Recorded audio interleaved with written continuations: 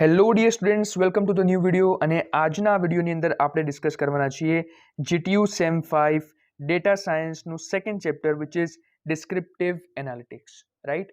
તો આ એક વન શોટ વિડીયો છે જેની અંદર આ આખા વિડીયોની અંદર આપણે સેકન્ડ ચેપ્ટર જે છે તમારું એને ફિનિશ કરવાના છીએ. તમને આ ચેપ્ટરમાં કંઈ બી ના આવડતું હોય તો આજનો આ વિડીયો જોયા પછી તમે ઘણી બધી વસ્તુઓ શીખીને જવાના છો અને તમારી એક્ઝામ માટે તમે ખૂબ જ સારી રીતે આ ચેપ્ટરને અહીંયાથી આજે પ્રિપેર કરીને જશો. આ ચેપ્ટર તમે જો ઓલરેડી પહેલાં જોયેલું હોય તો પણ તમારા માટે આજે રિવિઝનનો ખૂબ જ સારો સોર્સ છે, તો તમે અહીંયાથી રિવિઝન પણ કરીને જશો, રાઈટ. હવે આ થોડો મોટો વિડીયો થશે કેમ કે એક જ શોર્ટની અંદર આપણે આખું ચેપ્ટર ફિનિશ કરવાના છીએ, તો લાસ્ટ સુધી બનેલા રહેજો અને વધારે ટાઈમ હવે આપણે વેસ્ટ નહીં કરીએ. ફટાફટ આપણે સ્ટાર્ટ કરીએ ફર્સ્ટ થિયરીથી, which is structured and unstructured data. હવે આ બધી વસ્તુઓ કેવી છે, આ ડેફિનેશન છે અને ડેફિનેશન તમને 3 માર્ક્સમાં પૂછાઈ શકે છે, એટલે ફટાફટથી તમારે સમજવાનું છે આ કોન્સેપ્ટ. આમાં આપણે વધારે ટાઈમ વેસ્ટ નહીં કરીએ, રાઈટ. અહીંયા શું લખ્યું છે જુઓ, સ્ટ્રક્ચર્ડ એટલે શું થાય, તો structured data means that the data is described in a matrix form with labelled rose and columns. તો સ્ટ્રક્ચર ડેટા એટલે તમને નામથી જ ખબર પડે છે કે એવો ડેટા જે સ્ટ્રક્ચર્ડ હોય, રાઈટ, જેની અંદર દરેક વસ્તુ કેવી હશે, રોઝ અને કોલમ્સની અંદર. Let me change. ઓકે, સો રોઝ અને કોલમ્સના ફોર્મેટમાં દરેક વસ્તુ આપેલી હશે, રાઈટ. અને એ જ રીતે અનસ્ટ્રક્ચર્ડ ડેટા કોને કહેવાશે, તો એની data that is not originally in the matrix form with rows and columns is an unstructured data. તો આની અંદર શું હશે, એવો ડેટા કે જે રોઝ અને કોલમ્સના ફોર્મેટમાં તો હશે પણ મેટ્રિક્સનું ફોર્મેટ નહીં બનતું હોય ત્યાં, રાઈટ. જેમ કે અહીંયા તમને એક ફિગર દેખાય છે, તો એ ટાઈપના ડેટાને આપણે કેવો ડેટા કહીશું, અનસ્ટ્રક્ચર્ડ ડેટા કહીશું, રાઈટ. તો અહીંયા જુઓ તમને એક્ઝામ્પલ આપેલું છે સ્ટ્રક્ચર ડેટાનું. Structure data consisting of nominal and ratio scales. હવે નોમિનલ અને રેશિયો સ્કેલ્સ શું થાય છે એ આપણે નેક્સ્ટ થિયરીમાં જોવાના જ છીએ, પણ એના પહેલાં તમે જોઈ લો સ્ટ્રક્ચર ડેટા કેવો દેખાય છે. તો અહીંયા તમને આખો ડેટા દેખાય છે, અહીંયા જુઓ મેટ્રિક્સ ફોર્મેટની અંદર આખો ડેટા તમને અહીંયા આપેલો છે. આ રોઝ છે તમારી બધી, બરાબર, અને અહીંયા તમને બધી કોલમ્સ આપેલી છે. તો આ તમારો સ્ટ્રક્ચર્ડ ડેટા કહેવાશે. ઓકે, હવે આપણે અમુક ડેટા ટાઈપ્સની વાત કરીએ જે ખૂબ જ ઇમ્પોર્ટન્ટ છે તમારી એક્ઝામ પોઈન્ટ ઓફ વ્યૂથી. તો એમાં સૌથી પહેલાં શું આવે છે ભાઈ, ક્રોસ સેક્શનલ ડેટા. તો આની આપણે ડેફિનેશન ચેક કરવાની છે કે શું થાય છે. A data collected on many variables of interest at the same time or duration of time is called cross-sectional data. ધ્યાનથી જુઓ શું લખ્યું છે, એવો data which is collected on many variables. Variables ઘણા બધા છે, but at the same time, એટલે કે ડ્યુરેશન ઓફ ટાઈમ સેમ છે, એટલે કે સેમ પોઈન્ટ ઓફ ટાઈમ ઉપર ઘણા બધા વેરિયેબલ્સ ઉપર જે ડેટા કલેક્ટ કરવામાં આવે એ ટાઈપના ડેટાને શું કહેવાય છે, ક્રોસ સેક્શનલ ડેટા કહેવાય છે. એક્ઝામ્પલ તમને આપેલું છે, data on movies such as budget, actors, directors, genre etcetera. તો જુઓ મૂવીઝ ઉપરનો ડેટા છે, ઓકે, એમાં કયા કયા વેરિયેબલ્સ આવી ગયા જુઓ, બજેટ આવી ગયું, એક્ટર્સ આવી ગયું, ડાયરેક્ટર્સ આવી ગયા, જોનરે આવી ગયું. તો આ ડિફરન્ટ વેરિયેબલ્સ થયા તમારા, રાઈટ. અને આ બધા ડિફરન્ટ વેરિયેબલ્સ કોઈ એક મૂવી માટે જ હશે, રાઈટ, કોઈ એક મૂવી માટે જ હશે. તો એ શું કહેવા માંગે છે કે જ્યારે કોઈ ડેટા કલેક્ટ થાય ફોર ડિફરન્ટ વેરિયેબલ્સ અને આ બધી વસ્તુ સેમ પોઈન્ટ ઓફ ટાઈમ ઉપર થશે, તો એ ટાઈપનો ડેટા તમારો ક્રોસ સેક્શનલ ડેટા કહેવા છે, રાઈટ. હવે નેક્સ્ટ થિયરી શું છે, time series data. Okay, time series data એટલે શું, તો આ ડેફિનેશન જોઈએ આપણે. ટાઈમ સિરીઝ ડેટાનો મતલબ શું છે, a data collected for a single variable. હવે મેની વેરિયેબલ્સ નહીં, એક single variable such as demand for smartphones collected over several time intervals is called a time series data. એટલે કે હવે તમારા વેરિયેબલ્સ ઘણા બધા નથી, વેરિયેબલ એક જ છે. જેમ કે આ કેસમાં વેરિયેબલ તમારો શું છે, સ્માર્ટફોન, ઓકે, પણ અહીંયા ટાઈમ ઇન્ટરવલ ઘણા બધા હશે, ટાઈમ ઇન્ટરવલ ઘણા બધા હશે. જેમ કે તમે જોશો કે ભાઈ કોઈ એક મોબાઈલની જે ડિમાન્ડ હતી એ આ એક પર્ટિક્યુલર વીકમાં કેટલી હતી, કાં તો પછી મંથલી કેટલી હતી, તો એ વેરી કરશે વિથ રિસ્પેક્ટ ટુ ટાઈમ. તો અહીંયા ટાઈમ ઇન્ટરવલ્સ ઘણા બધા હશે, પણ જે તમારો વેરિયેબલ હશે કે જેના ઉપર તમે આ ડેટા કલેક્ટ કરી રહ્યા છો એ એક જ હશે, રાઈટ. પછી નેક્સ્ટ આવે છે પેનલ ડેટા. તો પેનલ ડેટા શું કહેવા માંગે છે ભાઈ, તો પેનલ ડેટા બહુ જ સિમ્પલ છે, data collected on several variables over several time intervals. એટલે પેલા બંનેનું ભેગું, બરાબર, ક્રોસ સેક્શનલ અને ટાઈમ સિરીઝ બંનેનું ભેગું કરી દો એટલે શું કહેવા માંગે છે કે ભાઈ સેવરલ વેરિયેબલ્સ અને સેવરલ ટાઈમ ઇન્ટરવલ્સ ઉપર કલેક્ટ થતું જે ડેટા હોય એને આપણે પેનલ ડેટા કહીએ છીએ, અને એનું બીજું નામ છે લોંગિટ્યુડિનલ ડેટા. એક્ઝામ્પલ શું આપ્યું છે ભાઈ એનું, ગ્રોસ ડોમેસ્ટિક પ્રોડક્ટ, બરાબર, ડેટા, પછી unemployment rate for several years. તો આ બધી વસ્તુઓ કેવી છે કે ભાઈ વર્ષે વર્ષે આ ગ્રોસ ડોમેસ્ટિક પ્રોડક્ટ જે છે એ ચેન્જ થતું રહેતું હોય, રાઈટ, અને એની અંદર જે વેરિયેબલ્સ આવતા હોય એ પણ ઘણા બધા ફેક્ટર્સ આવતા હોય. એ જ રીતે અનએમ્પ્લોયમેન્ટ રેટ હોય એના પાછળના જે વેરિયેબલ્સ હોય તો ઘણા બધા હોય, અનએમ્પ્લોયમેન્ટના રીઝન્સ ઘણા બધા હોય, ઘણા બધા સેક્ટર્સ હોય અનએમ્પ્લોયમેન્ટના, રાઈટ, ઘણા બધા સેક્ટર્સની અંદર અનએમ્પ્લોયમેન્ટ થતું હોય, અને એ પણ જે રેટ હોય એ ઘણા બધા વર્ષો માટે ચેન્જ થતું રહેતું હોય. એટલે સેવરલ ટાઈમ ઇન્ટરવલ્સ પણ થઈ ગયા અને સેવરલ વેરિયેબલ્સ પણ થઈ ગયા. તો એ ટાઈપના ડેટાને શું કહેવાય છે? પેનલ ડેટા કહેવાય છે. રાઈટ, એ ટાઈપના ડેટાને પેનલ ડેટા કહેવાય છે. તો આ ત્રણે ત્રણ ડેફિનેશન ક્લિયર. આ બધા તમારા શું છે? ડેટા ટાઈપ્સ છે, જેમાં cross sectional data, time series data અને પેનલ ડેટા, આ ત્રણ વસ્તુઓ આપણા પાસે આવશે. Right, okay, next. હવે આપણે વાત કરીએ types of data measurement scales. Right, કે ભાઈ કયા કયા ટાઈપ્સ છે ડેટા મેઝરમેન્ટના. અને આ પણ થિયરી તમારા જીટીયુના પીવાયક્યુઝની અંદર તમે ચેક કરશો તો ઘણી વખત પૂછાઈ ગઈ છે, એટલે તમારા એક્ઝામ પોઈન્ટ ઓફ વ્યૂથી ખૂબ જ ઇમ્પોર્ટન્ટ છે. એમાં સૌથી પહેલા છે નોમિનલ સ્કેલ. ઓકે, મેઝરમેન્ટ માટે છે આ બધી વસ્તુઓ, કે ભાઈ તમે કઈ વસ્તુ મેઝર કરવા માંગો છો.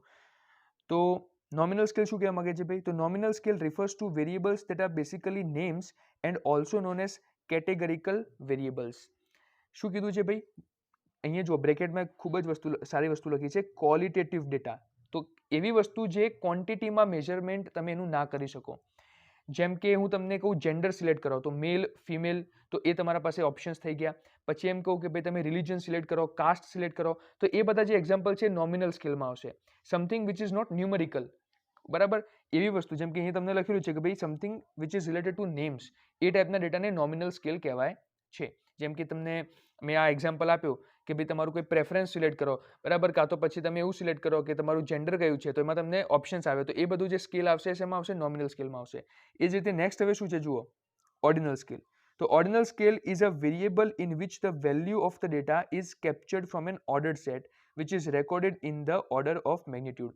તો એક્ઝામ્પલ ફીડબેક એટલે something which is ordered in the form of a magnitude, બરાબર, in the order of a magnitude. તો એ કેવો એક્ઝામ્પલ છે કે ભાઈ તમને ફીડબેક માંગી કોઈ, ધારો કે ભાઈ અમારા રેસ્ટોરન્ટને તમે રેટિંગ આપો, તો એ ફીડબેક આપવાની વસ્તુ થઈ. તો એ કેસમાં તમે કહેશો 1 સ્ટાર 2 સ્ટાર 3 સ્ટાર 4 સ્ટાર. તો એ રીતે જે ફીડબેક આપવાની વાળી વસ્તુ થઈ ગઈ કે જેમાં તમે કોઈ ઓર્ડરમાં એ સ્કેલને મેઝર કરશો, તો એ ટાઈપના સ્કેલને આપણે શું કહીશું? Ordinal scale. રાઈટ, તો એ ઓર્ડિનલ સ્કેલની ડેફિનેશન થઈ ગઈ. પછી next interval scale. Interval scale એટલે શું? તો interval scale corresponds to a variable in which the value is chosen from an interval set. તો એમાં શું હશે? ઇન્ટરવલ સેટમાં શું હશે કે એવું વેરિયેબલ છે જેની અંદર તમારી વેલ્યુ કોઈ ઇન્ટરવલ સેટમાંથી ચૂઝ થતી હશે. Variable such as temperature measured in centigrade or intelligence quotient score are examples of interval scale.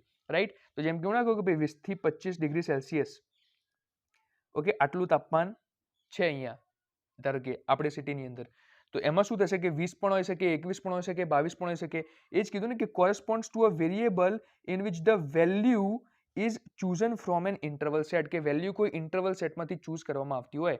Right, તો આ ટેમ્પરેચરનું એક એક્ઝામ્પલ તમે ત્યાં લખીને આવી શકો છો સારી રીતે. નેક્સ્ટ છે રેશિયો સ્કેલ. રેશિયો સ્કેલ એટલે શું? તો any variable for which the ratios can be computed and are meaningful is called ratio scale.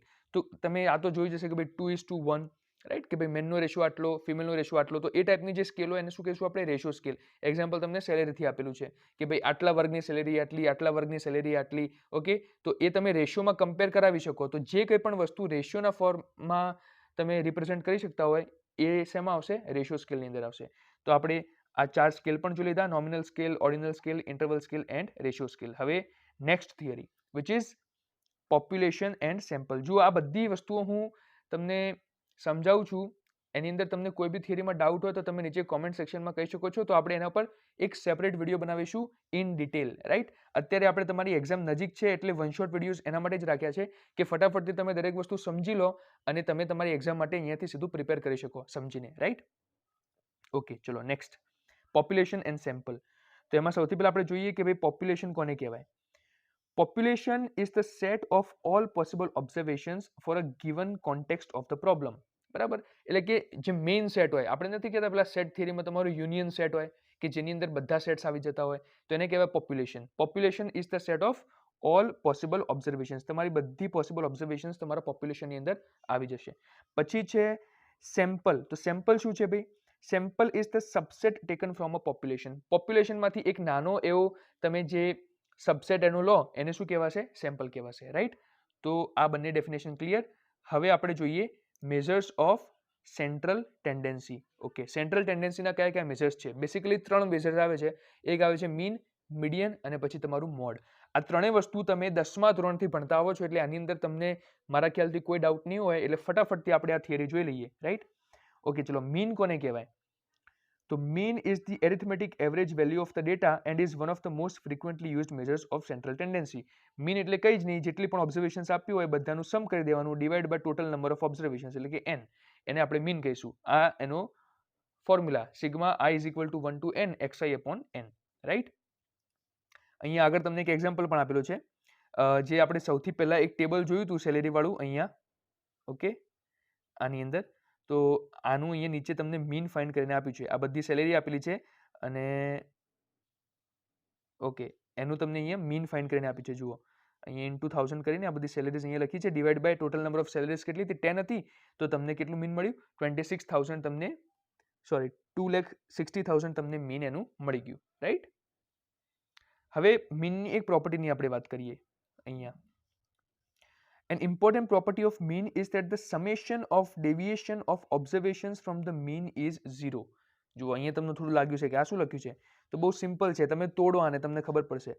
An important property of mean is that the summation એટલે કે sigma, okay, summation of deviation of observationનું ડેવિએશનનો મતલબ હોય છે difference. Okay, ડેવિએશનનો મતલબ શું હોય છે? Difference. તો અહીંયા જુઓ xi તમારું શું રિપ્રેઝન્ટ કરે છે? સોરી, ઓકે, xi તમારું શું રિપ્રેઝન્ટ કરે છે? ઓબ્ઝર્વેશન. તો ડેવિએશન ઓફ ઓબ્ઝર્વેશન એટલે અહીંયા બધી ઓબ્ઝર્વેશનને xi રિપ્રેઝન્ટ કરશે. ફ્રોમ ધ મીન, મીન એટલે તમારો x બાર, એ એનું જે સમેશન તમે કરશો એટલે કે સિગ્મા કરશો એ હંમેશા કેટલું હશે? 0 હશે. એટલે કે ભાઈ summation of deviation of observation, summation of deviation એટલે કે subtraction of observation from the mean is always equal to 0, right? So this was a property of mean. હવે આપણે વાત કરીએ મીડિયનની, કે મીડિયન કોને કહેવાય?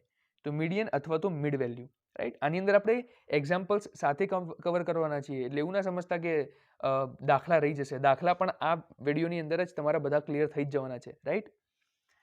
Okay, so what is median? Median is the value that divides the data into 2 equal parts. Median એટલે વચની value, ટૂંકમાં એવી વેલ્યુ કે જેના થ્રુ બે ડેટા ડિવાઈડ થતા હોય. ઓકે, લેફ્ટ સાઈડ અને રાઈટ સાઈડ ઇક્વલ ડેટા હોય એના.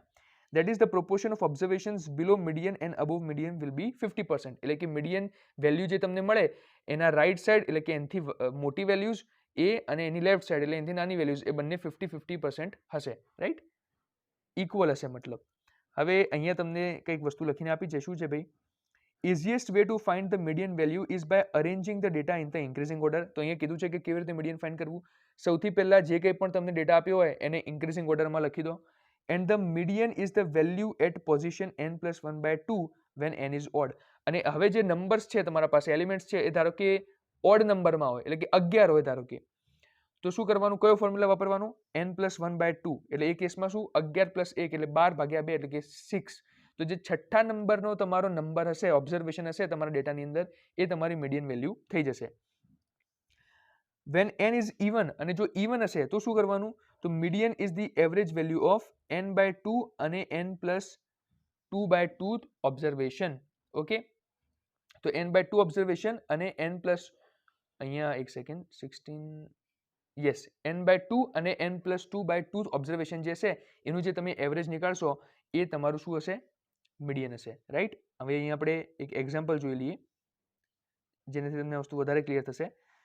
The number of deposits in a branch of a bank in a week is number of deposits in a bank. Okay, ચલો તો અહીંયા તમને નંબર ઓફ ડિપોઝિટ્સ આપેલા છે, right? આ બધી વેલ્યુઝ. સૌથી પહેલા શું કરવાનું ભાઈ? આ બધા જે નંબર ઓફ ડિપોઝિટ્સ છે એને તમારે ઇન્ક્રીઝિંગ ઓર્ડરમાં અરેન્જ કરી દેવાના. તો અહીંયા આપણે શું કર્યું છે? જુઓ, આ ઇન્ક્રીઝિંગ ઓર્ડરમાં દરેક વસ્તુ અરેન્જ કરી દીધી. હવે આની અંદર ટોટલ નંબર ઓફ ઓબ્ઝર્વેશન્સ કેટલી છે? તો 1 2 3 4 5 6 7 7. તો આપણે કઈ ફોર્મ્યુલા યુઝ કરીશું? આ બધા નંબર ઓડ છે એટલે આપણે n plus 1 by 2 વાળી ફોર્મ્યુલા યુઝ કરીશું. n plus 1 by 2 વાળી ફોર્મ્યુલા યુઝ કરી એટલે 8 by 2 which is what? 4. Answer મળી ગયો તમને. એટલે ચોથા નંબરની જે ઓબ્ઝર્વેશન હશે એ તમારો આન્સર થશે. તો કઈ છે ભાઈ? જુઓ, 1 2 3 અને આ 4, 260 તમારો આન્સર થશે. તો અહીંયા જુઓ 260 તમારો આન્સર થઈ ગયો, રાઈટ? તો આપણે એક મીડિયનનો એક્ઝામ્પલ પણ જોઈ લીધો. હવે નેક્સ્ટ છે મોડ. તો મોડ શું હોય? Mode is the most frequently occurring value in the data set. એટલે કે તમારો જે ડેટા સેટ હોય એ ડેટા સેટની અંદર જે વેલ્યુ સૌથી વધારે રિપીટ થતી હોય, રાઈટ, એને આપણે કહીશું mode. Mod is the only measure of central tendency which is valid for qualitative data since the mean and median for nominal data are meaningless.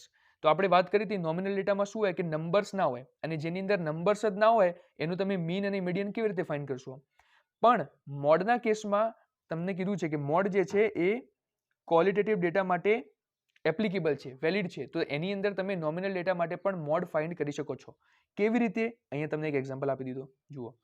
For example, assume that a customer data with a retailer has the marital status of customer, namely અહીંયા તમને status આપ્યા છે કસ્ટમર્સના, married, unmarried, divorced male and divorced female. હવે mean અને median તમને આનું હું ફાઇન્ડ કરવાનું કહું તો તમે કેવી રીતે કરશો? કેમ કે આની અંદર કોઈ નંબર્સ તો આપ્યા નથી. આ તો તમને એવું કીધું છે કે ભાઈ married, unmarried, divorced male, divorced female. પણ તો અહીંયા શું લખી છે? જો mean and median are meaningless when we try to use them on a qualitative data such as marital status. On the other hand, mod will capture the customer type in terms of marital status that occurs most frequently in the database. પણ આવા કેસમાં તમારું mod applicable થશે. કેવી રીતે? તો જુઓ, અહીંયા તમારા પાસે ડેટા આવ્યો, ધારો કે મેરિડ મેલની સંખ્યા 10 છે, અનમેરિડ મેલની સંખ્યા 25 છે, ડિવોર્સ મેલની સંખ્યા 26 છે અને ડિવોર્સ ફિમેલની સંખ્યા 50 છે, ધારો કે, રાઈટ. તો આમાંથી જે વસ્તુની સંખ્યા સૌથી વધારે હશે એ તમારું મોડ થશે, કેમ કે જ આપણે વાત કરી કે જેની ફ્રીક્વન્સી સૌથી વધારે હોય એને આપણે શું કહીશું? મોડ કહીશું. તો મોડ આવા કેસ માટે એપ્લિકેબલ થશે, નોમિનલ ડેટા માટે અથવા તો ક્વોલિટેટિવ ડેટા માટે. હવે નેક્સ્ટ ટોપિક છે આપણો percentile, which is very very very important for your GTU exam. તો જોઈએ કે પર્સેન્ટાઇલની સ્ટોરી શું છે. તો percentile, decile and quartile are frequently used to identify the position of the observation in the data set. જુઓ, પર્સેન્ટાઇલનો તમને ખૂબ જ એક આપણે ટ્રેડિશનલ એક્ઝામ્પલ તમને આપી દઉં. તમારા એક્ઝામની અંદર તમે જોયું હશે કે તમને પર્સેન્ટાઇલ રેન્ક મળે છે. એ શું દર્શાવે છે કે ભાઈ ધારો કે તમારી પર્સેન્ટાઇલ રેન્ક હોય 95, તો એનો મતલબ એવું છે કે તમારી કોલેજની અંદર અથવા તો તમારા સ્ટેટની અંદર જેટલા પણ સ્ટુડન્ટ્સે એક્ઝામ આપી એમાં તમે 95% સ્ટુડન્ટ્સ કરતાં આગળ છો. તો એ વસ્તુએ શું દર્શાવ્યું? એને તમારી પોઝિશન દર્શાવી કે તમે કઈ પોઝિશન ઉપર સ્ટેન્ડ કરો છો. તમે 95% લોકો કરતાં આગળ છો, તો એ તમારી પર્સેન્ટાઇલ થઈ. અને ડિકાઇલ એન્ડ ક્વોટાઇલ પણ પર્સેન્ટાઇલના એક કેસ જ છે જેની અંદર આપણે ડિસ્કસ કરીશું કે શું હોય છે, રાઈટ. હવે પર્સેન્ટાઇલને ડિનોટ કેવી રીતે કરવામાં આવે છે? એક સેકન્ડ, હા, એક જ સેકન્ડ. ઓકે. હવે પર્સેન્ટાઇલને ઇન્ડિકેટ કેવી રીતના કરવામાં આવે છે? તો એને px તરીકે આપણે ઇન્ડિકેટ કરીશું. Okay. Is the value of the data at which x percentage of the data lie below that value. એટલે કે x percentage ઓફ ડેટા એ વેલ્યુના નીચે હશે, રાઈટ. ખબર ના પડતી હોય તો કોઈ વાંધો નહીં, હવે આપણે એક્ઝામ્પલ જોઈશું એટલે તમને ખબર પડી જશે. અને આ વસ્તુ તમને એક્ઝામ્પલમાં જ પૂછાશે. તો position corresponding to px is equal to x into n plus 1 upon 100. n શું છે? Total number of observations. x શું છે ભાઈ? The value at which x percentage of the data lie below that value. તો px નો મતલબ એવું થાય, અને x percentage જે તમને આપ્યો છે એ તમારી x ની વેલ્યુ થશે, રાઈટ. તો અહીંયા જુઓ, px is the position in the data calculated where n is the number of observations in the data. એ આપણે જોઈ લીધું. હવે અહીંયા ડિકાઇલની તમે પહેલા ડેફિનેશન જોઈ લો. તો ડિકાઇલ એટલે શું? Decile corresponds to special values of percentile that divide the data into 10 equal parts. અહીંયા ડેટા 10 equal parts માં ડિવાઇડ થશે. First decile contains first 10% of the data, પછી જે સેકન્ડ decile હશે એમાં બીજા 10% એડ કરી દો એટલે કે 20%, અને પછી 30%, 40% એન્ડ સો ઓન. એ જ રીતે ક્વોર્ટાઇલમાં કેવું હશે ભાઈ? 4 equal parts માં ડિવાઇડ થશે એટલે 25-25% ભાગ પડશે, રાઈટ. તો ક્વોર્ટાઇલ શું છે? ક્વોર્ટાઇલ divides the data into 4 equal parts. The first quartile contains first 25% of the data. Q2 contains 50% of the data, કેમ કે ભાઈ 25% બીજા એડ કર્યા, and is also the median, અને Q2 ને તમે median પણ કહેશો. અને quartile 3 એટલે કે Q3 accounts for 75% of the data, right. તો આ તમારું શું થઈ ગયું? ક્વોર્ટાઇલ થઈ ગયું. હવે એક એક્ઝામ્પલ આપણે જોઈએ પર્સેન્ટાઇલ કેલ્ક્યુલેશન માટે કે પર્સેન્ટાઇલ કેવી રીતે કેલ્ક્યુલેટ કરવી. સૌથી પહેલા અહીંયા જુઓ, તમારા પાસે ઘણી બધી વેલ્યુઝ છે. આ એક બહુ મોટો ડેટા આપણા પાસે આપેલો છે જેની અંદર ટોટલ 50 વેલ્યુઝ છે. ઓકે, આ ટોટલ 50 વેલ્યુઝ અહીંયા આપણને આપેલી છે. અને શું કીધું છે જુઓ, calculate the mean, median and mode of the time between failure of wire cuts. એટલે આ જે ડેટા આપેલો છે એનું આપણે શું ફાઇન્ડ કરવાનું છે ભાઈ? મીન ફાઇન્ડ કરવાનું છે, મીડિયન ફાઇન્ડ કરવાનું છે અને મોડ ફાઇન્ડ કરવાનું છે. મીન માટે મેં તમને ઓલરેડી ફોર્મ્યુલા કહી દીધો છે. શું કરવાનું છે? બધી વેલ્યુઝને એડ કરી દો, divide by 50 total number of observations. એ જ રીતે મીડિયન તમને ખબર છે કે જે તમારી મિડલ વેલ્યુ હોય છે એને આપણે શું કહીશું? તમારું મીડિયન કહીશું, રાઈટ? અહીંયા તમારા પાસે 50 એલિમેન્ટ્સ છે એટલે તમારે ઇવન નંબર વાળી ફોર્મ્યુલા યુઝ કરવાની. અને પછી મોડ માટે શું હોય છે કે ભાઈ જે વેલ્યુ સૌથી વધારે રિપીટ થતી હશે એ તમારું મોડ થશે. તો અહીંયા જુઓ આન્સર આપણે ઓલરેડી લખી દીધા છે. મીન તમારું થશે 57.64, મીડિયન તમારું થશે 56 અને મોડ તમારું થશે 46, રાઈટ? હવે આપણે મેઇન વસ્તુની વાત કરીએ. The company would like to know about what time 10% એટલે કે 10 પર્સન્ટાઇલ ઓર P10. જો તો 10% એટલે આ તમારી x ની વેલ્યુ થઈ ગઈ. ઓકે, જે કંઈ પણ ડેટા તમને આપ્યો હોય તો આપણે શું ફાઇન્ડ કરવાનું? એક P10 ફાઇન્ડ કરવાનું છે એન્ડ 90% એટલે કે તમારે શું ફાઇન્ડ કરવાનું છે? બીજું P90. તો આ બંને વસ્તુની વેલ્યુ આપણે ફાઇન્ડ કરવાની છે. તો સીધું અહીંયા આપણે આવી જઈએ એક્ઝામ્પલ ઉપર. તો અહીંયા જુઓ P10 માટે શું કરવાનું ભાઈ? ફોર્મ્યુલા શું હતો? x into n plus 1/100. x ની વેલ્યુ તો 10 જ રહેશે. n પ્લસ 1 એટલે ટોટલ નંબર ઓફ ઓબ્ઝર્વેશન્સ 50 હતી, પણ 50 પ્લસ 1 એટલે અહીંયા શું થઈ ગયું? 51 ડિવાઇડ બાય 100. તો ડિવાઇડ બાય જેવું તમે 100 કરશો એટલે તમને અહીંયા શું મળ્યું? એક વેલ્યુ મળી 5.1. ચલો આ 5.1 ને અહીંયા આપણે રાખીએ. એક કામ કરીએ, હું તમને સીધી સ્ટેન્ડર્ડ વે બતાવું. ઓકે, ચલો અહીંયા જુઓ. આ 5.1 તમને મળી ગયું. હવે ધ્યાનથી જોજો કે શું આગળ કરવાનું. વેલ્યુ એટ તમારે આ વસ્તુને ડિવાઈડ કરી દેવાની. જુઓ આ જે 5 છે એ 5 માં તમારે પહેલા ઓનલી જે પોઈન્ટ પહેલાની વેલ્યુ હોય એટલે કે 5 એને તમારે ચેક કરવાની. તો જોવાનું કે ભાઈ 5th પોઝિશન ઉપર કઈ વેલ્યુ છે, રાઈટ? તો value at 5th position is 21, right? જોઈ લો, અહીંયાથી તમને ડેટા મળી જશે. આપણે કોલમ વાઇઝ જોઈએ તો 1 2 3, ઓકે સોરી અહીંયા નહીં, હું ખોટી જગ્યાએ જોઉં છું, સોરી. 1 2 3 4 એન્ડ 5. તો 5th નંબરની પોઝિશન ઉપર કઈ વેલ્યુ છે ભાઈ? 21 છે. તો શું લખ્યું છે અહીંયા જુઓ કે value at 5th position is 21. હવે આપણે ફાઇન્ડ શું કરવાનું છે કે ભાઈ 5.1 નંબરની જે પોઝિશન હશે ત્યાં કઈ વેલ્યુ હશે? 5th પોઝિશનની તો આપણને ખબર પડી ગઈ, પણ 5.1 ઉપર જે વેલ્યુ છે એ કેટલી હશે? તો અહીંયા લખ્યું છે જુઓ એપ્રોક્સિમેટેડ એઝ 21 એટલે કે 5th નંબરની પોઝિશન ઉપર જે વેલ્યુ આવી હોય એ પ્લસ આ જે 0.1 છે એને તમારે અહીંયા લખવાનું. 0.1 ઇન્ટુ 5th પછીની કઈ આવશે વેલ્યુ? 5th પોઝિશન પછી કઈ પોઝિશન આવશે? તો 6th પોઝિશન.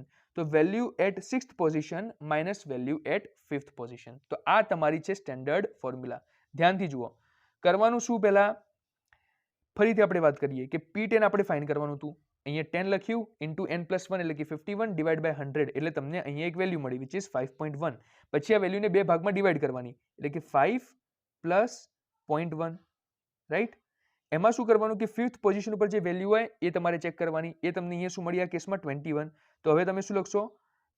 હવે લખશો તમે 21 પ્લસ 0.1 ઇન્ટુ 5th બેલા 6th આવશે એટલે 6th માઇનસ 5th. આ બંને પોઝિશન ઉપર જે વેલ્યુ હોય એ તમારે લેવાની, રાઈટ? તો અહીંયા જુઓ થશે કેવું? આ રીતે 21 પ્લસ 0.1 અને 6th નંબરની પોઝિશન ઉપર જે વેલ્યુ આવતી છે એમાંથી 5th નંબરની પોઝિશન ઉપર જે વેલ્યુ હોય એને માઇનસ કરવાનું. એમનો ડિફરન્સ બંનેનો કેટલો આવ્યો? 1 આવ્યો. તો આન્સર તમને શું મળ્યું? 21.1. આ તમારો થશે ફાઇનલ આન્સર પર્સન્ટાઇલનો, રાઈટ? એ જ રીતે હવે P90 ની આપણે વાત કરીએ તો એમાં પણ એ જ વસ્તુ કરીએ કે ભાઈ x ની વેલ્યુ તો 90 થશે, n પ્લસ 1 એટલે કે 51/100 એટલે તમને આન્સર કેટલો મળ્યો? 45.9. એ જ વસ્તુ કે ભાઈ 45th પોઝિશન ઉપર કઈ વેલ્યુ છે? તો જુઓ the value at position 45 is 90. તો 90 આપણે અહીંયા લખી દીધું 90 પ્લસ 0.9 ઇન્ટુ શું કરવાનું? Value at 46th position minus value at 45th position. એ બંનેનો જે ડિફરન્સ આવે અહીંયા લખવાનું. આ કેસમાં કેટલો છે? 3 છે. અને સોલ્વ કરશો એટલે તમને આન્સર મળશે વિચ ઇઝ 92.7. તો આ તમારા બંને આન્સર થઈ ગયા. એક 92.7 અને એક 45 અને એક 21.1, રાઈટ? તો આ રીતે તમે તમારું પર્સન્ટાઇલ ફાઇન્ડ કરી શકો છો. હવે એ જ રીતે અહીંયા તમને P25 ની વેલ્યુ ફાઇન્ડ કરવાની કીધી હતી તો એ આપણે કરી દીધી ફટાફટથી, બરાબર? સેમ પ્રોસિજર રહેશે. એ જ રીતે તમે P75 ની વેલ્યુ પણ ફાઇન્ડ કરી શકો છો, રાઈટ? તો આપણે જોઈ લીધું કે કેવી રીતે પર્સન્ટાઇલ ફાઇન્ડ કરવાની. અને એક બીજી વસ્તુ મેં વાત કરી હતી કે ડિકાઇલ અને ક્વોર્ટાઇલ પણ આવશે. એ સ્પેશિયલ કેસીસ છે, તો એના ફોર્મ્યુલા પણ હું તમને કહી દઉં કે શું ફોર્મ્યુલા થશે, રાઈટ. તો આપણે એક જોયું હતું કે ક્વોટાઇલ, રાઈટ, ક્યાં ગઈ ડેફિનેશન, ઓકે અહીંયા. તો એક ડિકાઇલ આપણે જોયું, તો ડિકાઇલની શું ડેફિનેશન થશે, 10 ઇક્વલ પાર્ટ્સમાં ડિવાઈડ થશે, એટલે કંઈ જ કરવાનું નથી. પેલા ફોર્મ્યુલામાં તમે શું કરતા હતા, x into n plus 1 by 100, અહીંયા શું કરશો, x into n plus 1 divide by 10, 100ની જગ્યાએ અહીંયા 10 આવશે ડિકાઇલના કેસમાં. અને ક્વોટાઇલના કેસમાં શું થશે ભાઈ, ક્વોટાઇલના કેસમાં થશે x into n plus 1 divide by 4, કેમ કે આ 4 પાર્ટ્સમાં ડિવાઈડ થાય છે, એટલે આનો ફોર્મ્યુલા થશે x into n plus 1 by 4, right. તો એ રીતે જ્યારે તમને એવું કહે કે ભાઈ ડિકાઇલ ફાઇન્ડ કરો અથવા તો ક્વોટાઇલ ફાઇન્ડ કરો, તો તમારે આ ફોર્મ્યુલા સીધું મૂકી દેવાના, રાઈટ. એટલે તમે ફાઇન્ડ કરી શકશો. અને પર્સન્ટેજ ફાઇન્ડ કરવાનું કે તો નીચે ડિવાઈડ બાય 100 કરવાનું, રાઈટ. તો આશા રાખું છું કે આ તમને સારી રીતે ખબર પડી ગઈ હશે. હવે આપણે વધીએ છીએ નેક્સ્ટ ટોપિક ઉપર, which is measures of variation, right. જો વિદ્યાર્થી મિત્રો, આ હું વિધાઉટ એની કટ વિડીયો બનાવી રહ્યો છું, એટલે વચમાં થોડું અટકી જતું હોય તો એના માટે માફ કરજો, કેમ કે આ એડિટ નથી થતો, એક જ શોર્ટ, એટલે શાંતિથી આપણે એવું વિચારો કે હું તમારા બાજુમાં બેસીને જ તમારા સાથે આ બધા ટોપિક્સ ડિસ્કસ કરું છું, એટલે તમને એકદમ રિયલ વાઇબ આવશે એની અંદર, એકદમ રો કોન્ટેન્ટ તમને અહીંયા અમે પ્રોવાઈડ કરી રહ્યા છીએ, right. Now, predictive analytics techniques such as regression attempt to explain variation in the outcome variables using predictor variables. Okay, do not focus upon this definition. This will just make you confused because regression હજુ આપણે નથી જોયું. અહીંયા તમે જુઓ વેરિએબિલિટીના different કયા કયા તમારા મેઝરમેન્ટ્સના ફોર્મ્યુલા છે, રાઈટ. તો variability in the data is measured using the following measures. કયા કયા મેઝર્સ છે આપણા પાસે, રેન્જ, ઇન્ટરક્વોટાઇલ ડિસ્ટન્સ, વેરિયન્સ અને સ્ટેન્ડર્ડ ડેવિએશન. આ બધાની તમને ડેફિનેશન પૂછવાના ચાન્સીસ ખૂબ જ વધારે છે, અને આમના ફોર્મ્યુલા પણ ઇમ્પોર્ટન્ટ છે, કેમ કે આગળ જઈને તમારે બોક્સ પ્લોટ કન્સ્ટ્રક્ટ કરવાનું છે, તો એની અંદર આ બધા કોન્સેપ્ટ્સ યુઝ થવાના છે. મેઇનલી ઇન્ટરક્વોટાઇલ ડિસ્ટન્સ તમારો યુઝ થશે. ઓકે, સૌથી પહેલા આપણે દરેકની ડેફિનેશન જોઈએ કે રેન્જ સૌથી પહેલા જોઈએ શું થાય, રાઈટ. તો range is the difference between maximum and minimum value of the data. It કેપ્ચર્સ the data spread, right. તો તમારું કોઈ પણ ડેટા સેટ તમને આપેલો હોય, એની મેક્સિમમ વેલ્યુ અને મિનિમમ વેલ્યુનું જે સબટ્રેક્શન હોય એને આપણે રેન્જ કહીએ છીએ. એટલે જ્યારે પણ એવું કહે, કોઈ પણ ડેટા સેટ આપ્યો હોય અને કહે કે ભાઈ રેન્જ ફાઇન્ડ કરો, તો maximum value minus minimum value કરી દેવાનું, એટલે તમારી રેન્જ ફાઇન્ડ થઈ જશે. એ જ રીતે તમને ઇન્ટરક્વોટાઇલ ડિસ્ટન્સ ફાઇન્ડ કરવાનું કીધું હોય, તો એમાં શું હોય, Q3 અને Q1 નો ડિફરન્સ, એને આપણે ઇન્ટરક્વોટાઇલ રેન્જ કહીએ છીએ, અથવા તો ઇન્ટરક્વોટાઇલ ડિસ્ટન્સ કહીએ છીએ. તો also called interquartile range is a measure of the distance between quartile 1 and quartile 3, એટલે કે Q3 minus Q1 is equal to interquartile distance. Okay, આપણે જોઈ લીધું ક્વોટાઇલ શેને કહેવાય, ઓલરેડી આપણે એનો ફોર્મ્યુલા ડિસ્કસ કરી લીધો છે કે એને કેવી રીતે ફાઇન્ડ કરવું. Okay, x into n plus 1 divide by 4. હવે વાત કરીએ વેરિયન્સની. તો વેરિયન્સ શું છે, is a measure of variability in the data from the mean value. Variance for population, variance કે denote થયા જોઈ લો તમે, sigma square is calculated using xi minus x bar. આ mu જે છે એ તમારું મીન જ છે. ઓકે, આને તમે આ રીતે x bar પણ લખી શકો છો. તો xi minus mu નો whole square divide by n. તો વેરિયન્સ શું છે જુઓ, અગેન એની ડેફિનેશન તમે પકડો, કેમ કે લોકોને ડેફિનેશન યાદ નથી રહેતી. ઘણા સ્ટુડન્ટ્સ મને કહે છે કે મને સર ડેફિનેશન યાદ નથી રહેતી. જુઓ, is a measure of variability. Variability એટલે કે વેરિએશન ઇન ધ ડેટા. ડેટામાં જે વેરિએશન થાય છે એનું મેજર કરવા માટે વેરિયન્સનો યુઝ થાય છે. ફ્રોમ ધ મીન વેલ્યુ, એટલે તમારા ડેટાનું, જો ડેટા શું છે તમારું xi, તમારી બધી ડેટા સેટની વેલ્યુઝ xi થશે, એનું શું, તો વેરિએશન કોનાથી, તો મીનથી કેટલું થાય છે એ ચેક કરવા માટે જે ફોર્મ્યુલા છે એને કહીએ છીએ આપણે વેરિયન્સ. સ્ક્વેર એટલા માટે કરવું પડે છે કેમ કે જો તમે સ્ક્વેર નહીં કરો તો આન્સર 0 થઈ જશે, જે વસ્તુ આપણે ઓલરેડી ચેક કરી લીધી હતી, રાઈટ. આપણે ઓલરેડી એક પ્રોપર્ટી જોઈ હતી મીનની, જેમાં તમે xi માઇનસ x બાર અપોન n કરશો તો આન્સર હંમેશા 0 જ આવશે, કેમ કે એ એની પ્રોપર્ટી છે. પણ આપણે મેઝરમેન્ટ ફાઇન્ડ કરવું હોય કે ભાઈ જે તમારી ડેટા સેટની વેલ્યુઝ હોય એનાથી તમારી મીન વેલ્યુનું કેટલું ડેવિએશન થાય છે, કેટલું વેરિયન્સ થાય છે, તો એના માટે તમારે એનો સ્ક્વેર કરવો પડશે. તો આ સ્ક્વેર કરવાનું રીઝન પણ તમને ખબર પડી ગઈ. તો એ રીતે તમે શું ફાઇન્ડ કરી શકો છો, તમારું વેરિયન્સ ફાઇન્ડ કરી શકો છો, xi માઇનસ x બાર નો square upon n, right. Okay, next હવે આપણે જોઈએ સેમ્પલ વેરિયન્સ, કે સેમ્પલ વેરિયન્સ કોને કહેવાય. તો in case of a sample, પેલું પોપ્યુલેશન માટે હતું, જેમાં આપણે ડિવાઈડ બાય એન કરતા હતા એ પોપ્યુલેશન માટે હતું, પણ હવે તમે પોપ્યુલેશનમાંથી કોઈ સબસેટ લીધો એને આપણે શું કહીશું? સેમ્પલ. તો સેમ્પલના કેસમાં એક જ વસ્તુ યાદ રાખવાની કે નીચે n-1 થી તમારે ડિવાઈડ કરવાનું રહેશે, એટલે એ કહેવાશે સેમ્પલ વેરિયન્સ, રાઈટ? તો while calculating sample variance S2 the sum of squared deviation is divided by n-1 અને આ વસ્તુને શું કહેવાય છે? બેઝલ્સ કરેક્શન કહેવાય છે. આ જે તમે n-1 થી ડિવાઈડ કરો છો સેમ્પલ વેરિયન્સ માટે એને આપણે બેઝલ્સ કરેક્શન કહીશું. તો એકલું વેરિયન્સ ફાઇન્ડ કરવાનું કીધું હોય તો ડિવાઈડ બાય n કરી દેવાનું, અને એવું કીધું હોય પેપરની અંદર કે ભાઈ સેમ્પલ વેરિયન્સ ફાઇન્ડ કરો તો ડિવાઈડ બાય n-1 કરવાનું, રાઈટ? ઓકે, ચલો next. Now we are going to discuss about degree of freedom. તો ખૂબ જ ઇમ્પોર્ટન્ટ થિયરી છે, ધ્યાનથી જોજો. ડિગ્રી ઓફ ફ્રીડમ એટલે શું, right? So degree of freedom is equal to the number of independent variables. આ ખૂબ જ ઇમ્પોર્ટન્ટ વાક્ય લખ્યું છે. Number of independent variables in the model. For example, we can create any sample of size n with mean value of x by randomly selecting n-1 values. We need to fix just one out of n values. Thus the number of independent variables in this case is n-1.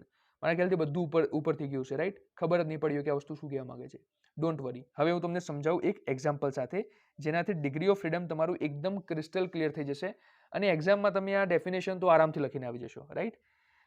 હવે example કંઈક એવું લઈએ, ધારો કે હું તમને કહું કે તમારે કોઈ પણ 4 નંબર રેન્ડમલી સિલેક્ટ કરવાના છે. ઓકે, ધારો કે હું તમને કહું કે કોઈ પણ 4 નંબર તમારે રેન્ડમલી સિલેક્ટ કરવાના છે, તો તમે કોઈ પણ 4 નંબર રેન્ડમલી સિલેક્ટ કરી શકશો, રાઈટ? કરી શકશો. પણ હવે હું તમને એમ કહું કે ભાઈ 4 નંબર એ રીતે સિલેક્ટ કરો કે એમનો સમ કેટલો થાય? 50 જેટલો થાય. કેટલો થાય? 50 જેટલો થાય. તો હવે તમે ધારો કે પહેલો નંબર તમને આપ્યો કે ભાઈ 2, રાઈટ? પછી બીજો નંબર ધારો કે તમને આપી દીધો ધારો કે 23. 1 સેકન્ડ.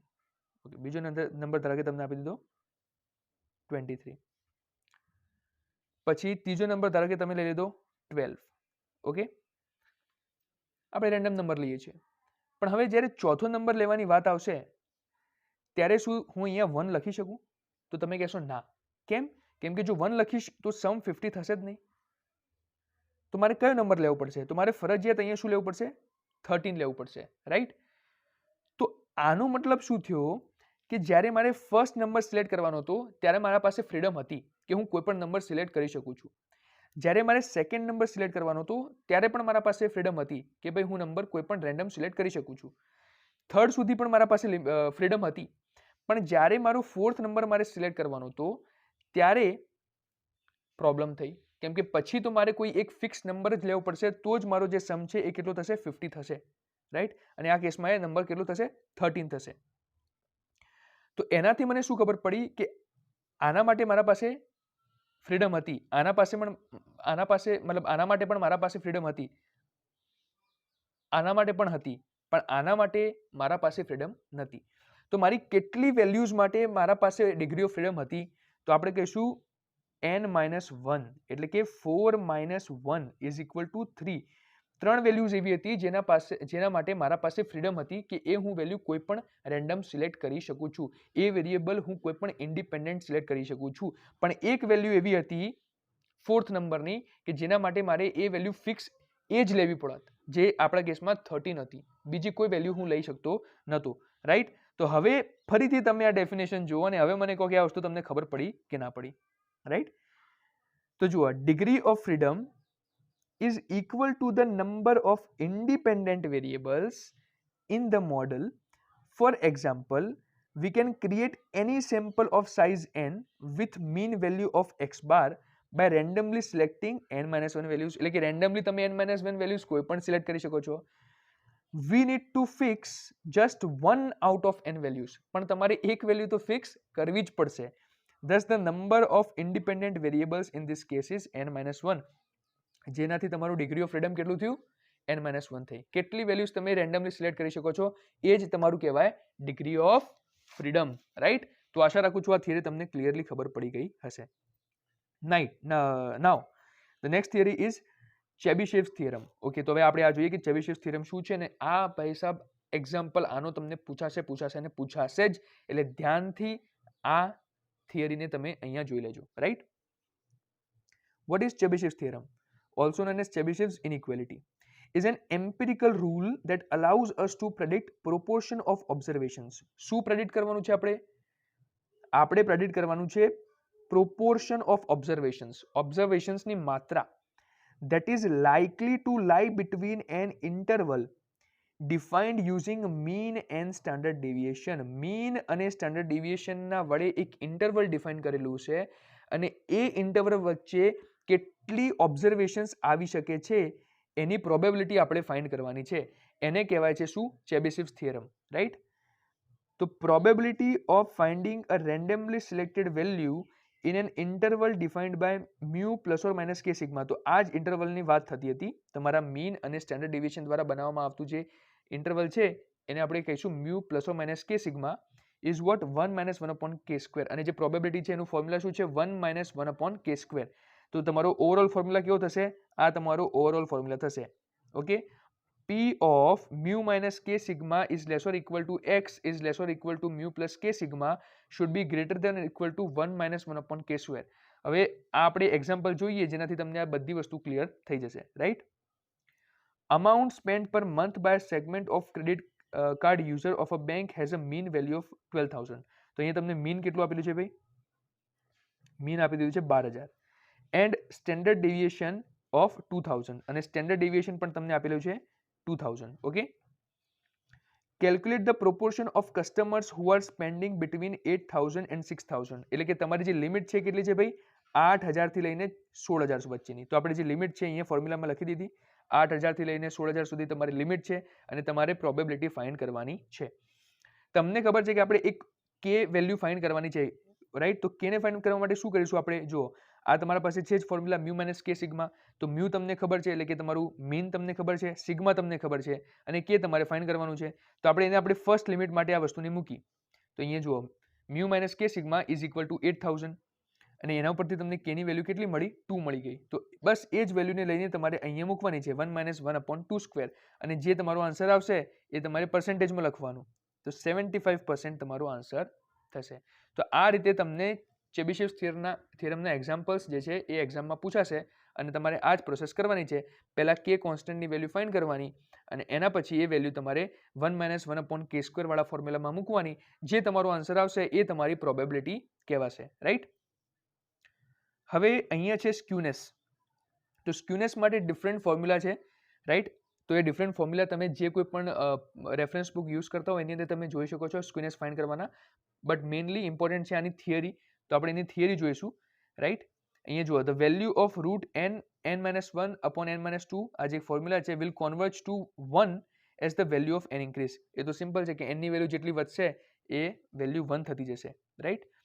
હવે સ્ક્યુનેસ જે છે એની ડેફિનેશન શું થાય છે? તો it is basically used to measure the lack of symmetry of a data set. તમને જે કોઈ પણ ડેટા સેટ પ્રોવાઈડ કરેલો હોય એ ડેટા સેટની અંદર લેક ઓફ સિમેટ્રીને ફાઇન્ડ કરવા માટે જે કોન્સેપ્ટ યુઝ થાય છે, જે મેઝરમેન્ટ યુઝ થાય છે એને કહીએ છીએ આપણે સ્ક્યુનેસ, રાઈટ? તો અહીંયા જુઓ એક છે પોઝિટિવ સ્ક્યુ, એક હોય છે સિમેટ્રિકલ સ્ક્યુ અને એક હોય છે નેગેટિવ સ્ક્યુ.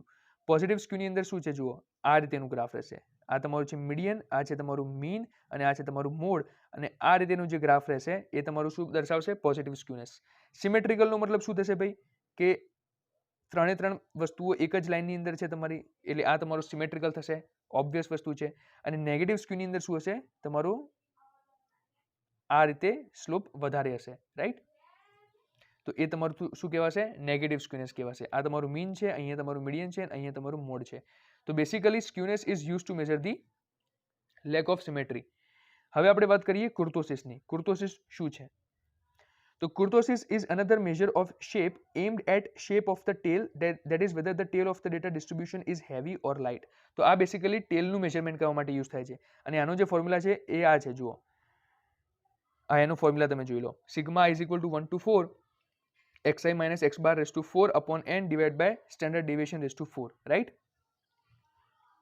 એમાં શું કીધું છે જુઓ kurtosis value of less than 3 is called platykurtic. એટલે કે 3 કરતાં ઓછી જો વેલ્યુ તમને મળશે આ કુર્તોસિસની તો એને કહેવાશે platykurtic distribution. And greater than 3 is called leptokurtic distribution. તો આ નામ થોડા યાદ રાખવામાં અટપટા છે, બરાબર? વેલ્યુ ગ્રેટર દેન 3 હશે તો એને લેપ્ટોકૃતિક કહેવાશે. અને the kurtosis value of 3 indicates standard normal distribution, એ તમારું સ્ટેન્ડર્ડ નોર્મલ ડિસ્ટ્રીબ્યુશન કહેવાશે, જેને આપણે મેસોકૃતિક પણ કહીએ છીએ.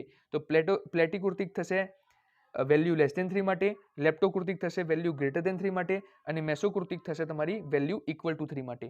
તો આ કુર્તોસિસના 3 આપણે કેસ પણ જોયા. હવે આપણે એક વાત જોઈ કે ભાઈ કુર્તોસિસ કઈ વસ્તુ મેઝરમેન્ટ કરવા માટે યુઝ થાય છે. તો તમારી ટેલ, કે ભાઈ ટેલ તમારી હેવી છે કે લાઇટ છે. તો ટેલ શું થશે, જુઓ આ ટેલ કહેવાશે તમારી, કે ભાઈ આ ચોંચ, તમે અહીંયા વાત કરી શકો છો કે આ ચોંચ વધારે હોય તો આ લેપ્ટોકૃતિક કહેવાશે, રાઈટ. પછી એ ચોંચ તમારી આ રીતે એકદમ વચમાં હોય તો એને મેસોકૃતિક કહેવાશે, બરાબર, સ્ટેન્ડર્ડ નોર્મલ ડિસ્ટ્રીબ્યુશન થઈ ગયું. અને એકદમ નાની હોય તો એને કહેવાશે પ્લેટિકૃતિક. એ જ જગ્યાએ જ્યારે આપણે પહેલાની વાત કરતા હતા સ્ક્યુનેસની, તો સ્ક્યુનેસમાં શું હતું કે તમે આ ચેક કરતા હતા સિમેટ્રી, કે આ સિમેટ્રી કેવી છે, રાઈટ. તો આ ડિફરન્સ છે કુર્તોસિસ અને સ્ક્યુનેસ વચ્ચેનું, જે આપણે જોઈ લીધું. હવે એક્સેસ કુર્તોસિસમાં શું હોય, તો the excess kurtosis is a measure that captures deviation from kurtosis, કે ભાઈ કુર્તોસિસમાંથી ડેવિએશન મેઝરમેન્ટ કરવા માટે, એટલે આમાં તમારે કંઈ જ નહીં કરવાનું, -3 કરશો એટલે તમને જે નોર્મલ ડિસ્ટ્રીબ્યુશન છે કુર્તોસિસનું ત્યાંથી એનું ડેવિએશન મળશે, અને એ વસ્તુને આપણે કહીએ છીએ એક્સેસ કુર્તોસિસ, રાઈટ. તો આશા રાખું છું આ વસ્તુ પણ તમને ક્લિયર થઈ ગઈ હશે. હવે નેક્સ્ટ કોન્સેપ્ટ છે આપણો ડેટા વિઝ્યુલાઇઝેશનનો. ડેટા વિઝ્યુલાઇઝેશન કોને કહેવાય એ આપણે જોઈશું, રાઈટ.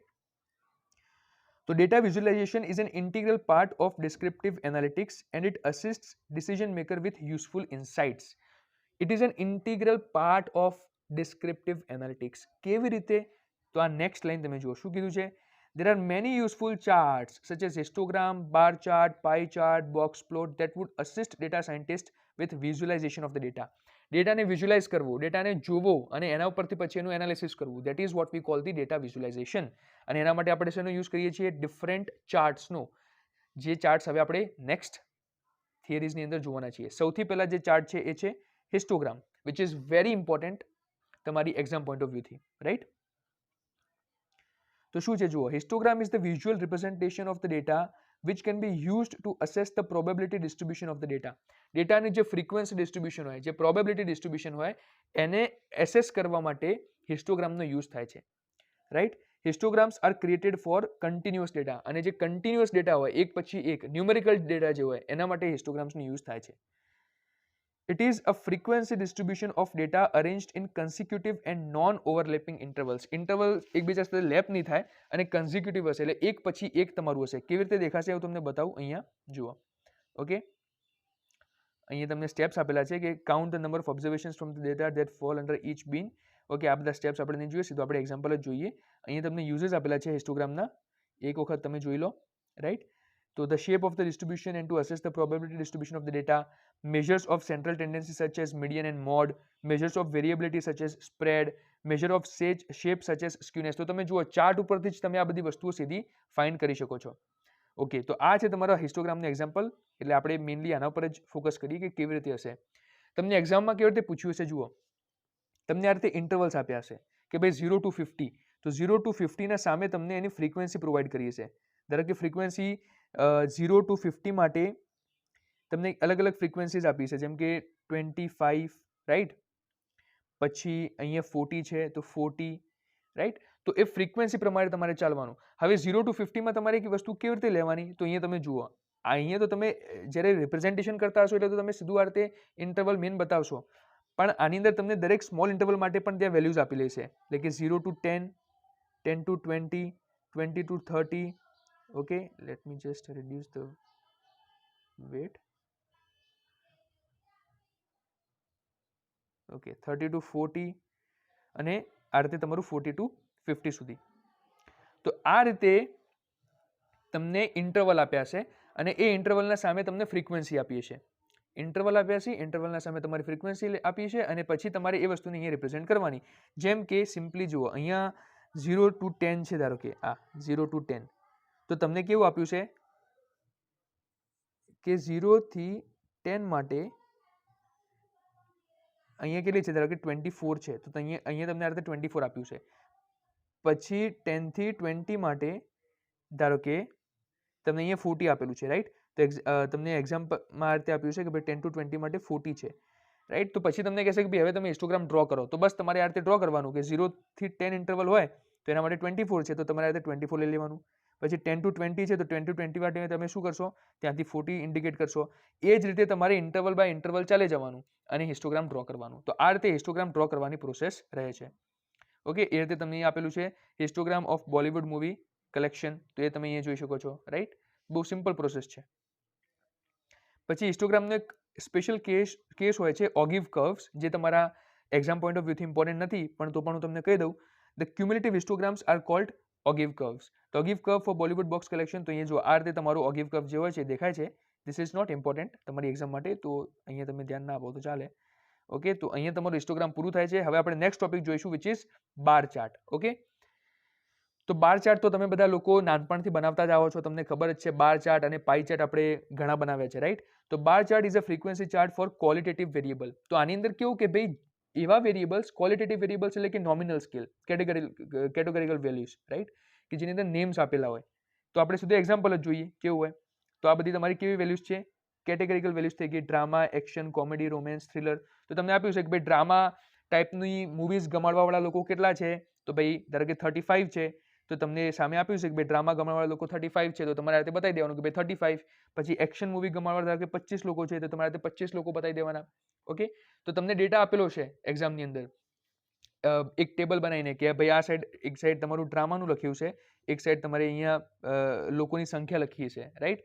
તો અહીંયા તમને ધારો કે લખ્યું છે કે ભાઈ ડ્રામાની માય બેડ, એક સેકન્ડ, અને જોનરે કહેવાશે. તો તમને એક બાજુ જોનરે આપ્યું છે અને એક બાજુ સંખ્યા આપી છે, રાઈટ. જોનરેમાં તમારે ધારો કે પેલું ડ્રામા હશે તો ડ્રામામાં 10 લોકો છે ધારો કે. પછી તમારું એક્શન હશે, એક્શનમાં ધારો કે 20 લોકો છે. પછી તમારું કોમેડી હશે, કોમેડીમાં ધારો કે 30 લોકો હશે. અને પછી કહેશે તમને કે ભાઈ આના પરથી તમે બાર ચાર્ટ ડ્રો કરો, રાઈટ. તો કંઈ જ નહીં કરવાનું, જે ડેટા આપ્યો છે એ ડેટાને આ રીતે રિપ્રેઝેન્ટ કરી દેવાનું, રાઈટ. એ રીતે તમારું બાર ચાર્ટ બની જશે. ઓકે, હવે નેક્સ્ટ છે પાઈ ચાર્ટ. તો પાઈ ચાર્ટમાં પણ સેમ વસ્તુ થશે. એ પણ તમારા નોમિનલ ડેટા માટે એટલે કે કેટેગરીકલ ડેટા માટે યુઝ થશે. પણ કેવી રીતે, તો સર્ક્યુલર આ રીતેની રિપ્રેઝન્ટેશન હશે, જેમાં તમે નંબર્સને આ રીતે રિપ્રેઝેન્ટ કરશો કે ભાઈ ડ્રામાવાળા કેટલા છે, તો જેનું પ્રોપોર્શન વધારે હોય એનો એરિયા વધારે બતાવવાનું, રાઈટ. પછી કલરનો અલગ અલગ ડિફરન્ટ યુઝ થશે.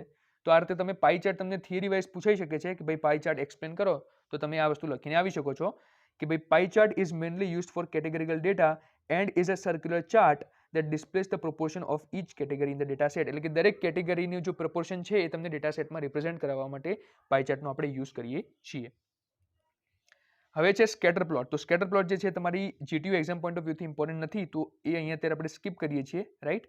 પછી કોક્સકોમ્બ ચાર્ટ પણ તમારા જીટીયુ એક્ઝામ પોઈન્ટ ઓફ વ્યૂથી ઇમ્પોર્ટન્ટ નથી, પણ ઉપરથી હું તમને કહી દઉં કે શું આવે છે આની અંદર. જુઓ અહીંયા સીધો આપણે એક્ઝામ્પલ જ જોઈએ. આ તમારો કોક્સકોમ્બ ચાર્ટ છે, જેની અંદર શું છે કે ભાઈ કેટેગરીકલ વેલ્યુઝ જ હશે આની અંદર તમારી. પણ આમાં એમને શું કર્યું છે કે જેનો ડેટા વધારે હશે એટલે કે જેનો પ્રોપોર્શન વધારે હશે એનો એરિયા આ રીતે વધારે રાખ્યો છે. જુઓ આ રીતે. પછી જેનો એનાથી ઓછો છે આ રીતે હશે, પછી એનાથી જેનો ઓછો છે આ રીતે હશે. તો એ ટાઈપનો જે ચાર્ટ હોય છે એને કોક્સકોમ્બ ચાર્ટ કહેવાય છે, right.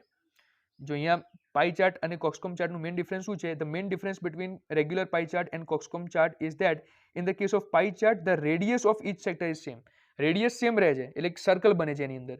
whereas in coxcomb chart the radius of the sector is adjusted to create the magnitude of the area. એટલે પેલામાં મેગ્નિટ્યુડ તમે શું કરો છો કે ભાઈ રેડિયસ તો સેમ રાખો છો પણ એરિયા પેલી રીતે વધારો છો. આની અંદર બધામાં કેવું છે કે રેડિયસ સેમ નથી રાખતા, રેડિયસને વધારી ઘટાડીને તમારું જે છે એ કોક્સકોમ્બ ચાર્ટ બને છે, રાઈટ. તો એ આપણે જોઈ લીધું. હવે નેક્સ્ટ જોઈએ બોક્સ પ્લોટ. હવે બોક્સ પ્લોટ જે છે એ ખૂબ જ આઈએમપી થિયરી છે, એટલે એને સમજાવવામાં ઘણો સમય લાગશે, એટલે આ વિડીયોની અંદર હું એ વસ્તુ કવર નથી કરતો. મેં ઓલરેડી બોક્સ પ્લોટ ઉપર એક વિડીયો બનાવી દીધો છે, જે હું અહીંયા તમને ડિસ્ક્રિપ્શન બોક્સની અંદર અને કોમેન્ટ સેક્શનની અંદર પણ કોમેન્ટ પિન કરેલી છે, ત્યાંથી તમે બોક્સ પ્લોટ ઉપર વિડીયો જોઈ શકો છો. ખૂબ જ ડિટેલમાં, ખૂબ જ સારી રીતે, અને આ ખૂબ જ ઇમ્પોર્ટન્ટ થિયરી છે એટલે મેં એના ઉપર એક સેપરેટ વિડીયો બનાવી દીધો છે. તમે ત્યાંથી જઈને આને જોઈ શકો છો. મિસ ના કરતા એ વિડીયોને, કેમ કે ખૂબ જ ઇમ્પોર્ટન્ટ થિયરી છે તમારા એક્ઝામ પોઈન્ટ ઓફ વ્યૂથી, અને એના પૂછવાના ચાન્સીસ પણ ઘણા બધા છે, એટલે તમે બોક્સ પ્લોટનો વિડીયો ત્યાંથી જોઈ શકો છો, રાઈટ. અત્યારે હું આ વસ્તુને સ્કીપ કરું છું. પછી ટ્રી મેપ. તો ટ્રી મેપ પણ તમારા જીટીયુ એક્ઝામ પોઈન્ટ ઓફ વ્યૂથી ઇમ્પોર્ટન્ટ નથી, તો એ પણ આપણે અહીંયા નહીં જોઈએ, રાઈટ. તો તે જ સાથે અહીંયા આપણું જે સેકન્ડ ચેપ્ટર છે આપણે આખું ચેપ્ટર જોઈ લીધું છે, રાઈટ. આપણે ડિટેલમાં દરેક વસ્તુની ડિસ્કશન કરી લીધી છે અને ખૂબ જ ઇઝી ચેપ્ટર છે, એટલું બધું હાર્ડ ચેપ્ટર નથી. આની અંદર બસ આ રીતની થિયરીઝ અને અમુક એક્ઝામ્પલ્સ જે છે ઇમ્પોર્ટન્ટ એ તમારે જોવાના છે, અને એ બધા એક્ઝામ્પલ્સ અહીંયા આપણે ડિસ્કસ કરી લીધા છે. એક તો પર્સન્ટેજ વાળો એક્ઝામ્પલ તમારે ખાસ જોઈ લેવાનું, રાઈટ. એના સિવાય બોક્સ પ્લોટ વાળી જે થિયરી છે એ તમે વિડીયો જોઈ લેજો, એ ખૂબ જ ઇમ્પોર્ટન્ટ છે. તો એ વસ્તુ એક તમારી ક્લિયર થઈ જશે. પછી તમારા મીન, મીડિયન એ બધી વસ્તુ તો તમને ફાઇન્ડ કરતા આવડે જ છે, તો એ રીતેના તમને સિમ્પલ એક્ઝામ્પલ્સ પૂછાઈ શકે છે. અને આગળ જે આપણે ડેફિનેશન્સ ડિસ્કસ કરી બધી નોમિનલ સ્કેલની, પછી ક્રોસ સેક્શનલ ડેટા કોને કહેવાય, ઓર્ડિનલ સ્કેલ કોને કહેવાય, તો આ દરેક બધી વસ્તુઓ છે, આ બધી જે થિયરી છે એ તમારે ધ્યાનથી એક્ઝામ માટે પ્રિપેર કરવાની રહેશે. અને આશા રાખું છું કે આજનો વિડીયો તમને ખૂબ જ હેલ્પફુલ રહ્યો છે. તે જ સાથે આ વિડીયો આપણે એન્ડ કરીએ. Thank you very much. By.